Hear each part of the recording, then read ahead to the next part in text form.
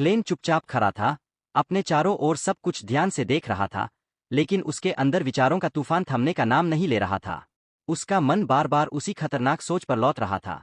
क्या उसे फिर से लक एन्चेंटमेंट रिचुअल करना चाहिए? सिर्फ इस उम्मीद में कि वह अपने घर वापस लौट सके। लेकिन इससे पहले कि वह कुछ तय कर पाता, जू के सिर में अचानक मूल मालिक की यादों के टुकड़े बार की तरह भरने लगे, तेज, अराजक और दर्दनाक रूप से स्पष्ट। उन यादों में उसने देखा कि सिर्फ 2 दिन बाद मूल क्लेन को टिंगन यूनिवर्सिटी में एक नौकरी के इंटरव्यू के लिए जाना था। और फिर उसे एक और सच्चाई का एहसास हुआ।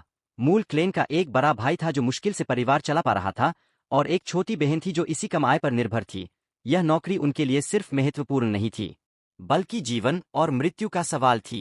अभी वह इन सब को समझ भी नहीं पाया था कि अचानक दरवाजा खुला और मेलिसा अंदर आ गई। तुरंत ही क्लेन सतर्क हो गया। उसने तेजी से अपनी बंदूक छिपा ली, उसका दिल तेजी से धड़क रहा था। मेलिसा ने उसे देखकर पूछा, क्या हुआ? क्लेन ने जल्दी से खुद को संभालते हुए जवाब दिया कि घड़ी फिर से खराब हो गई है। बिना किसी शक के, मेलिसा तुरंत उसे ठीक करने में लग गई। लेकिन क्लेन का मन शांत नहीं था। वह सोच रहा था, उसने कैसे नहीं देखा जब मूल क्लेन ने उसे गोली मारी थी? यह दुनिया सामान्य नहीं थी।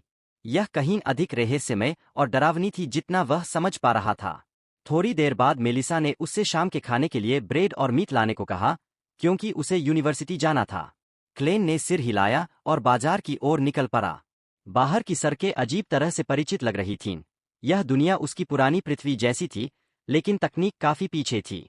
चलते चलते भी उसके दिमाग में वही विचार घूमता रहा, वह वापस जाकर फिर से लक एन्चेंटमेंट रिचुअल करने की कोशिश करेगा। लेकिन किस्मत ने उसके लिए कुछ और ही तय कर रखा था। ब्रेड खरीदने के बाद अचानक वह रुक गया।